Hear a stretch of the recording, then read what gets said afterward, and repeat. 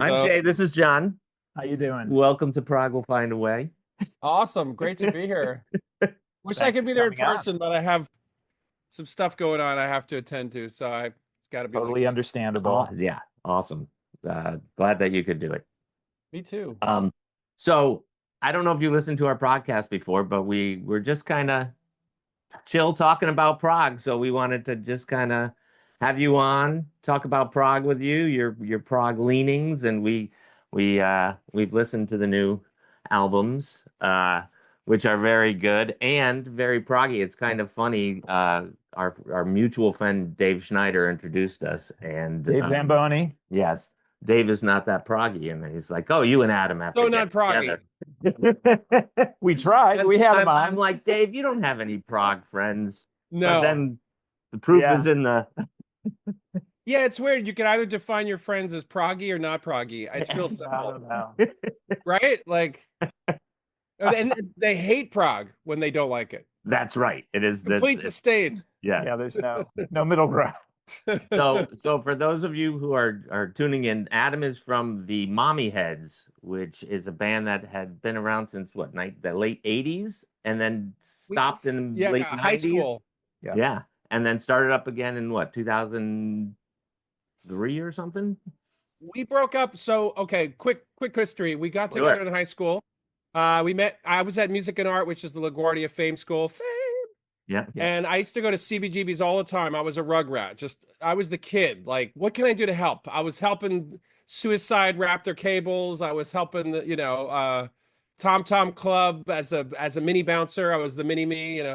And Hilly Crystal liked me and was like, you should play here. So I got a band together and we were all arty because Music and Art was the arty school, it wasn't the jock school. And we our favorite bands were like Zappa. We were 16, 17-year-olds that liked Zappa. It was weird. And Playing at CBGB. and we were playing like they created a night for us called the All Ages Matinee on Saturday. He literally created. It wasn't a night; it was a day, and he didn't check IDs. They closed the bar. They would put like highway tape, like do not cross, and the kids would pack it. And so they made it a ska matinee, and it evolved. But it was literally created for kids.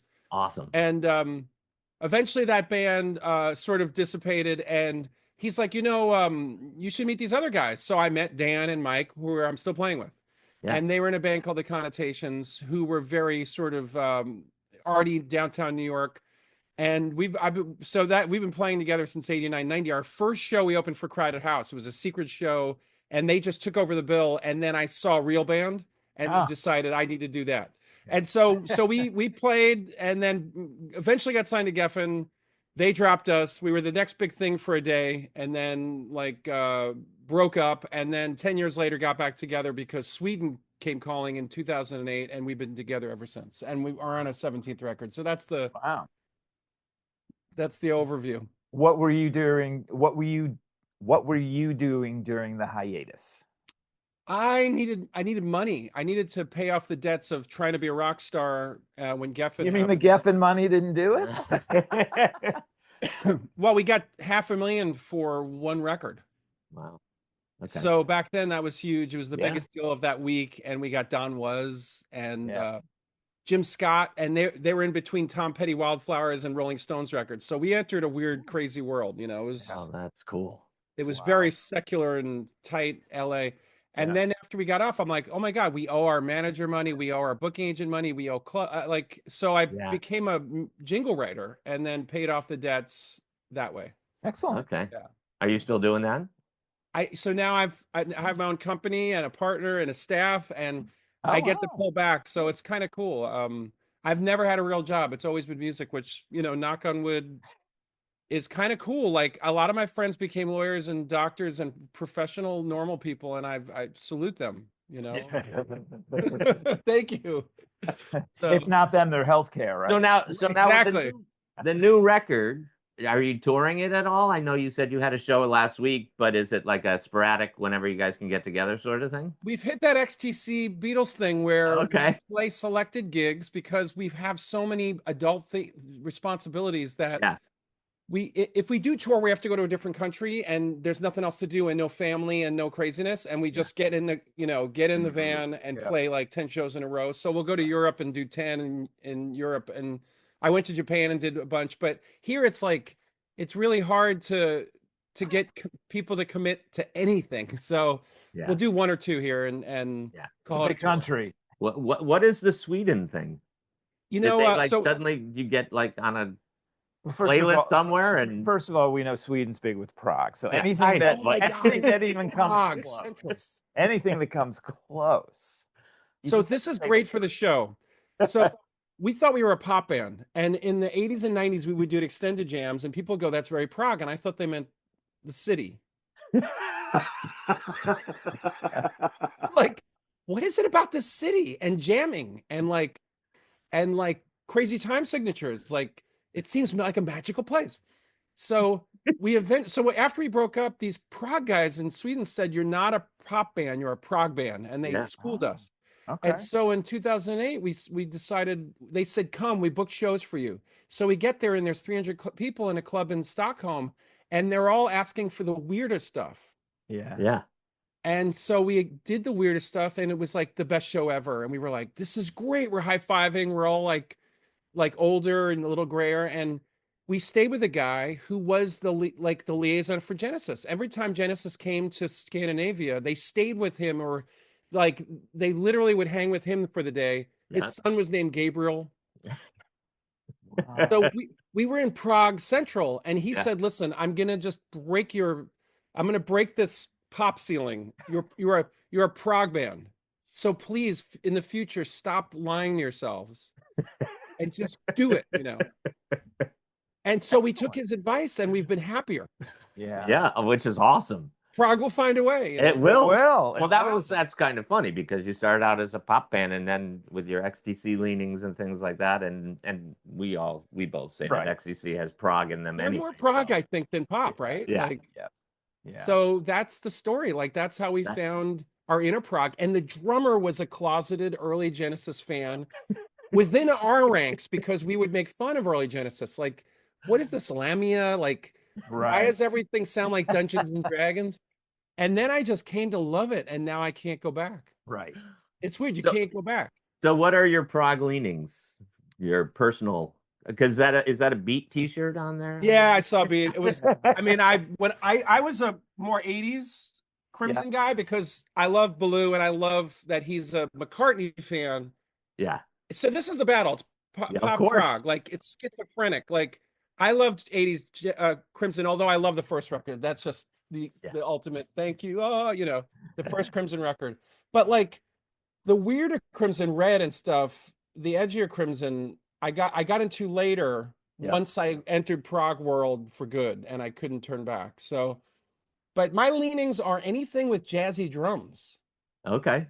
The drumming is when I accept Prog into my heart, and all 70s Prog has jazz drummers. Collins played with, he was like a Weather Report drummer guy with Brand X. Bruford is a jazz guy. We all know his jazz leanings. Yeah, sure. And I like Bruford better than White for Yes. And White was more of a rock drummer. Absolutely. Less ghost notey. And so like the drums make it for me. Yeah. Wow. So in the band, you write all the songs, or most 90% of the songs, right? So became that way by default. I originally wanted an Eagles thing where we had 3 writers and there was multiple to look at. You don't want to look at one person when the band is playing live, which I love about Prog. Prog, you get, I think I'll look at Hackett this song. And then the next song I'll look at Tony. Whereas pop bands tend to be one guy. I wanted that, but by default, I took over writing because we lost all our songwriters. So but that's another thing I love about Prog. There's a lot of spread live. Everyone's a virtuoso, right? Yeah. Right. There's no cousins or half brothers that are there just as a warm body. So. Everybody's got to contribute. Right. Exactly. You can't hide. So when you play and you go to Sweden and they ask for all these odd things that do you guys know those songs like the back of your hand because you don't play that much? And is it harder to just like whip those things out? we play new stuff that we write. We're almost, Okay. it's almost like a show that we wrote. Like, I personally have started writing music for Sweden, like for our friends in Sweden. Like, if I can please these very, like, guys that know Opeth and they know Ghost and they Yeah. know all these, they know them personally. Yeah. And there's a wink wink. They see each other at a club, and one's a pop guy, but he respects the prog guy. Unlike here where everyone's divided. Yes. If I can please these guys, I'm doing okay, you know? Yeah. So literally the last 8 records were really for them. And when they text me and go, this record's great, I'm good. Yeah. Whereas our American friends are too busy. They're doing Uber at night. They're doing surgeries during the day. They're just trying to get by, you know? Well, So, it's kind of funny because you sent off some product for us, and I didn't even get to the third one, the Coney Island Kid one, because I'm like, Prog is not like you just put it on and you listen to the next one. You got to jump in and really listen to the album like 15 times to really get it and enjoy it. At least me. Yeah. that's prog. That's prog listening. It's an art Yes. to listen to prog. It's a skill set. It is. I think And not Sting everybody said- has it anymore. No, I think Sting said either, you know, I hear music while I'm at like H&M, Yeah. but if it's AI, I just hear it. But then there's music I listen to, and I think prog aficionados have to really accept it fully. Like, it has to be like, you have to let it enter your sort of sphere, and it's tight, you know? So Right. I appreciate what you just said. Yeah. Yeah, which is why I didn't even start this Haven't even gotten, The Well, last, I'll send you yeah, the more. last 2 albums, though, we were sitting here discussing, like, because the covers very similar. Yeah, are they 2 sides of the same coin? Was it Are meant to be a they double album? So we're making so many records that we're losing our like, what do we do for the next one? So and we have this Swedish artist who's amazing. He's like full tap, like, you know, those guys that just have you Yeah. don't know what they look like. He's like a genius artist, and I'm like, I want an eyeball. We're holding it up. There's a rainbow thing shooting into the universe. Like, he's like, I got it, you know. So he sent us both, and I thought, this is very Day at the Races, Night at the Opera. Let's just Yes. Yep. Sure. do that and see if whoa. What was that? I don't know. It's weird. And One of the words you said. Queen references, boom, balloons. You said rainbow. Yeah, rainbows. And AI's. eyeballs. I think it was eyeballs. So he just did that, and I thought, we're out of ideas. Let's just go with this sort of nighttime, daytime thing. Yeah, I like that. Oh, that's cool. Yeah. Yeah. Well, and the new The album. new one is Well, I was just gonna. I mean, the first song, right? Even the video you see, you're like, okay, you guys hired Tony Banks or the guy from PFM, Totally. play some Moog. Actually, the keyboard on it is called an ARP Quadra, Okay. and I found one in Vermont. The guy drove it to me. Wow. He goes, "Oh, I see you're in this band. I think you'd really use it. I have some things I'll do in New York." He placed it on like in my hands. If you look it up, it's called Ob Quadra, and it's on Abacab, which I love. I know Yeah. people hate Abacab. It's all over Duke. It's all over the live performances from 77 to 84. It's like 4 synths in one. It's very sort of, it didn't do well. Only really Tony played it. And I got one. And if you listen to anything off those records and you listen to our first song on this, Yeah. it's verbatim. Okay. It's Same got that. stuff. So Yeah. you're not dreaming that up. Okay. So you've totally gotten into the Genesis thing. Oh, I mean, I love Abacab and Duke, and I know online you just get abused if you say you like Abacab. I still think they're awesome. I Yeah. know the lyrics aren't as deep as Gabriel's lyrics, and of course, Lamb is now. I feel like it's a piece of art, but there's something that they were trying to enter pop, and they were doing their best to retain their roots. And I love all those records. So yeah, to get an actual synth Yeah. from that That's time awesome. is amazing. That's Yeah. fun. So what's I next? mean, tell me about you guys, really. I mean, quickly, what made you want to do this? And Jay's wife. have you known each other forever? Like, we have known each other forever. Decades. I'm not a musician. John is a musician, but we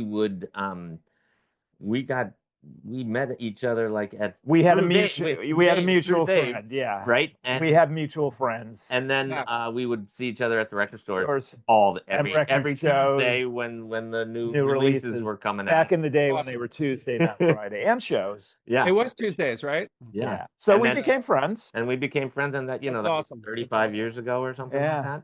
And so we were sitting at dinner with our wives, and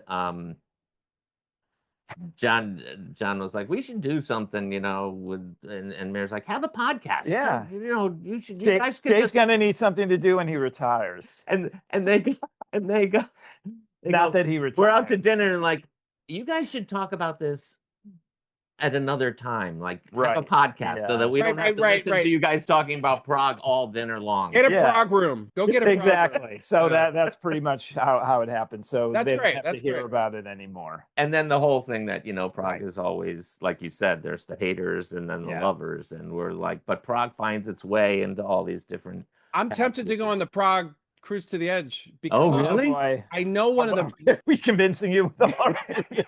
Are you going? No, our We- friend goes. We've done a Wait, couple episodes. We don't have to go. Jay's got a friend who goes, and we literally do 3 it all. episodes where he goes through everything to detail because he's been going forever. So Right. it's actually loved really it. nice. But Jay and I are so- kind of on different ends. you a would, little, but you would play on the you cruise, would right? do that, right? Or would you just go to we listen? have a friend of mine who brought me to Japan. It has a bands that he's friends with that are playing this year. Okay. And also I hired a Prog press guy, which is interesting. Like I have a normal press guy who has like Robert Plant and like the White Stripes, but he doesn't do Prog. So he's like, you should talk to this other guy. And this other guy immediately, like the guys from Dream Theater said, I like the Mommyheads because he sent out his press release. That's awesome. So That's great. So he goes and he does like Q&As and he's like, yeah, of course you should come. I'll introduce you to Baloo and Hackett. And I'm like, so I may have to go. Oh, wow. But So I know have you ever been in geeky. Prog magazine? No, but we're getting closer. We're edging. Like Yeah, you should it's definitely. hard to break through. These guys have a very thick filter. It's like Yeah. there's no holes left in their filter to pop through. So Yeah. we'll see. Well, it's also has a little more of a continental flavor than a U.S. I think it's harder for a U.S. prog band to break through. Oh yeah, they'll put Camel on the cover or like Hackett take a shower, like exactly. before they'll put Shit, us. So yeah, so we'll see. If I go, I may hate it, and that it could break me, in the Prog world. I don't know. We'll see. Could be the last straw. But I think your Prog, it's kind of funny because it is not 100% Prog all the time. I mean, the pop stuff still comes through, but with the framework of some Prog stuff happening around it, which I love. Yeah. I get like hints of Jellyfish half the time when I'm listening to you. We love Jellyfish, and we knew those guys. We moved to San Francisco because we were friends with Camper, or Camper wanted to sign us to their label. We were in New York, and we were like, "This band's amazing." So we go to San Francisco, and there's Jellyfish, and I hung out with Faulkner and all those guys, Rob Manning, and when we recorded the Geffen record, Manning was tied into us, like using equipment, and he was around, and it was really cool. Yeah. And they made 2 records, but man, did they influence people. And yeah, it was unabashedly pop in a time when everyone was shoegazing and concerned about their masculinity. Everyone was like, and they were just singing Queen-esque, beautiful soaring. So I was really, we were there with them in the Bay Area. That's so fun. It was funny. I saw Beck a couple summers ago, and the 2 guys from Jellyfish are in his band, and I was like, the Jellyfish guy. I saw Cheap Trick, and there was Faulkner and Manning, and they were doing That Is Why, and I'm like, they're opening? It was cool. So they're always around. I wish they get back together. It's Andy, the main guy, that needs to come out of hiding. Are you always continuously writing? Like, are you already on to working on the next thing, or do you take a break in your mind? I'm ready. Yeah. I mean, I'm a compulsive writer. I meet people like me, like we stay out of insanity just by writing. We sort of figure out we try to make sense of the world through music. I always felt akin to Andy Partridge with his whole process. I think he tries to make sense of the world. I mean, obviously he was on like Lithium or something, but I try not to take any drugs. I try not to go to a therapist. I just write. Yeah. And I find it to be like an old school way of dealing with all the issues of life, and and it's fun, and I get to make records that way and stay fluid as a human. So how does it work with the band? Are you like home studio putting demos down, or are you 90% there with a song, or do you bring a sketch to the band and then they fill it out? What's amazing is I really respect the concept of a band, and I respect these guys so much that I try to leave it as minimal as possible. But the drummer has many options, and he'll usually pick the best one. And I don't touch the bass area, and if everything below that, that low area, I leave it alone for Jason. And I leave a side on the speaker for Mike to put his Wurlitzer. I tend to do the stuff they don't want to do. I do all the synths, all the crazy, the swirling, crispy sounds. I tend to like do background vocals that they may not want to touch. The sort of, Yeah. and I do the stuff that I want to hear, but that they don't want to go to, and I leave the stuff that comes natural to them. So it's a nice symbiotic relationship. I remember Pete Townsend talking about his process, and if you listen to his demos from Quadrophenia, they sound done, but they're not epic and majestic yet. And Keith Moon just does this thing in Entwistle. So they turn it into magic. What they do add is so amazing. Like Dan is such a fluid, saucy drummer, and he's so jazzy, but then he's proggy, and I do love the concept of a band, and I feel like it's gone. If you look at the top 100, maybe there's one band, everything else is a solo artist, and I love to like open the liner notes and who's this guy Steve Howe, and he's surrounded by all these beautiful guitars, and which is the danger of the small CDs with and streaming. You don't know anything about anything, who produced it, who did what, and I open these up and I'm like, oh, there's no info, and then it's all on the CD itself. Well, you could go online. For us, there's too much now, but we could go down rabbit holes, which is great. Which is great. Yeah. Are you gonna come back to Fairfield at all for the I would love to. BTGBs is coming up in a couple weeks? We'll see. There's some stuff in so this album is called No Quietus, which means no death. Yeah. And the whole album is about death.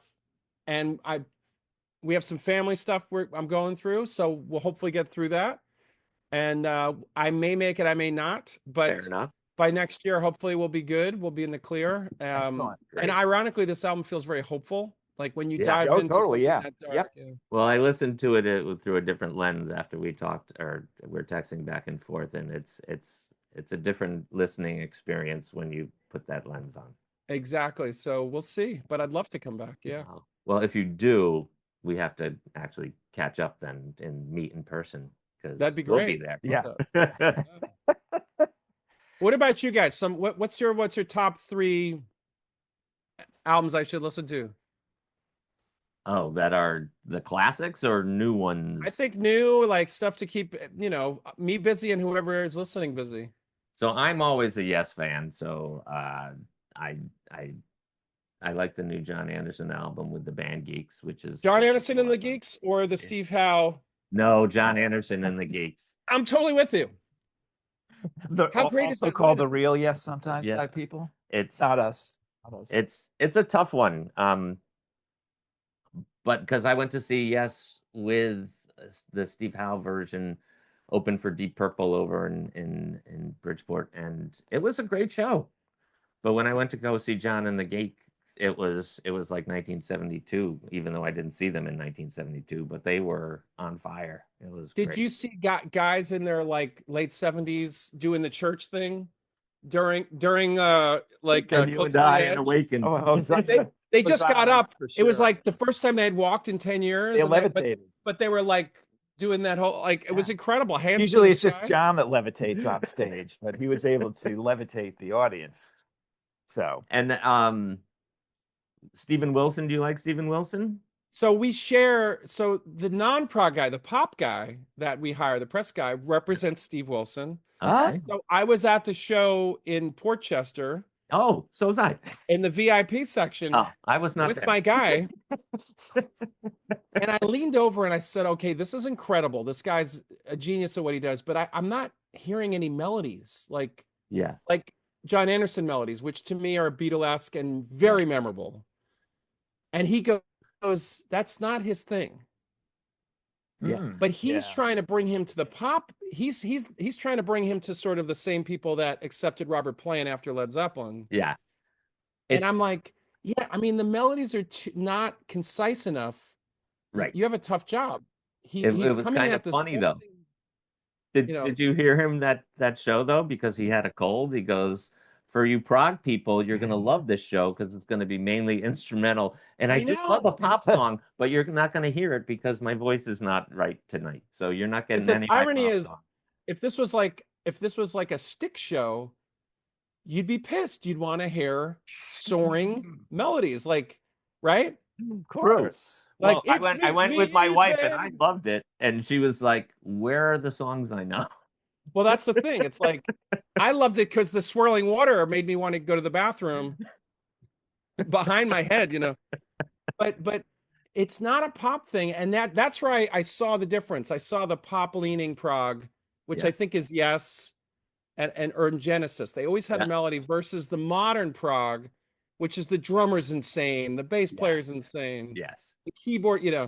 He And that does. to me is the divide, I Yeah, he think. bridges that gap sometimes, but like the new album is well, he had Andy Partridge write lyrics for him on this new album, which was kind of There fun. you go. And that first song was very poppy. I forget the name of it, but it was one of the first songs, was a great melody. Yeah. Complete song. But after that, it just went off. We went off into the universe, you know. So Okay, third How album. about you? We only did two. Oh, I'll you do go. three. I'll So think of I don't know. I go towards the more aggressive side of prog, so I'll just recommend. Have you listened to Van de Graaff Generator? yeah, they're great. Okay, so I actually, because it's the 50th anniversary, I would recommend Peter Hamill's solo album, Nader's Big Chance. Great You're album. going back. Okay. Right? Yeah. Wow. And then probably God Bluff from Van de Graaff. And how about talking about Sweden and the Nordic, Prague, Anecdoten's first album. Oh was my it the God, I Mode? don't know them. Yeah, they're really good. Anecdoten, checking them out. Anekdoten.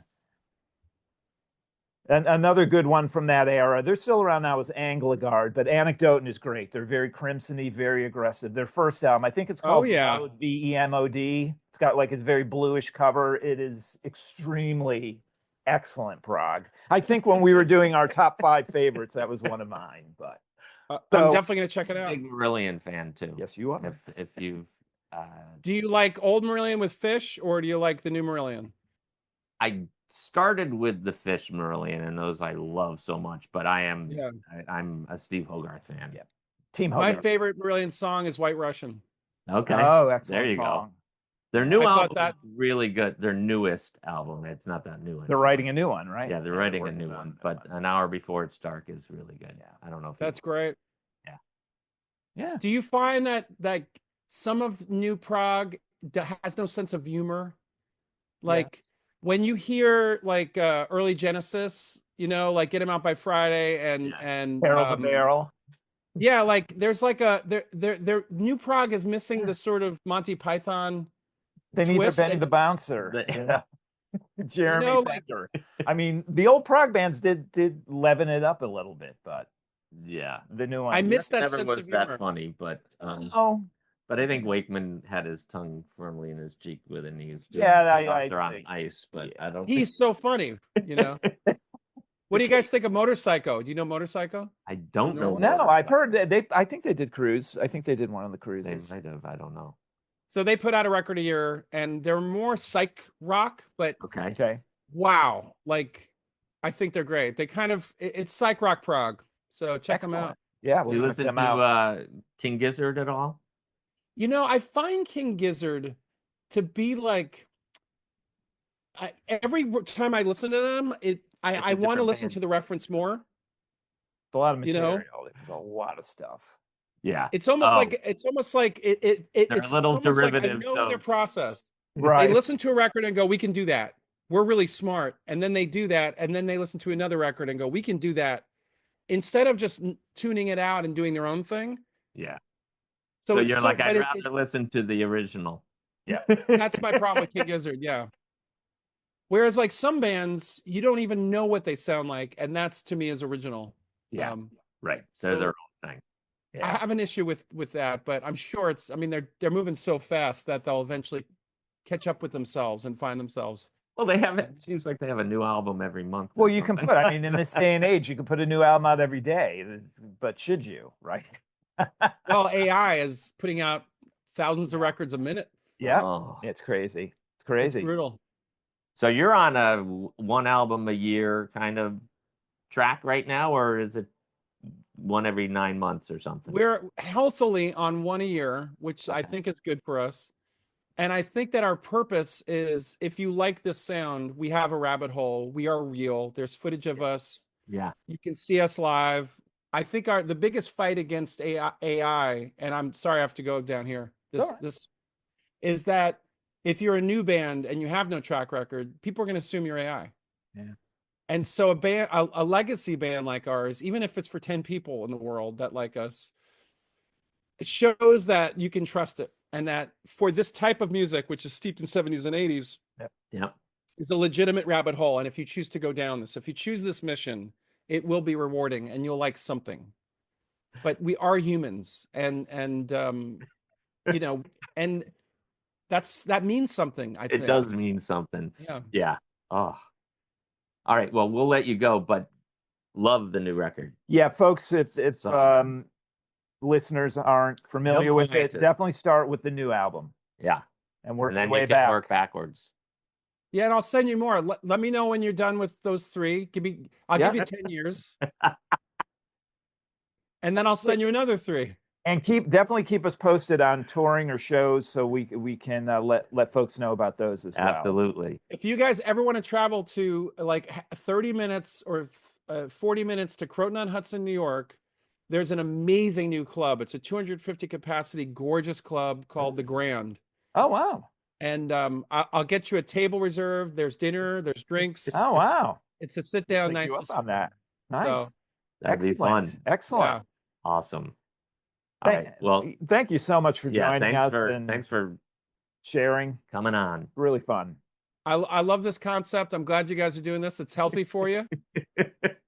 And you know, it's like it's a great idea. I think in this day and age, you got to have something like this. And you know, that's awesome. Keep up the great work. Yeah, we look forward to talking again soon. Hopefully, we'll see you in a couple of weeks if you can make it into town.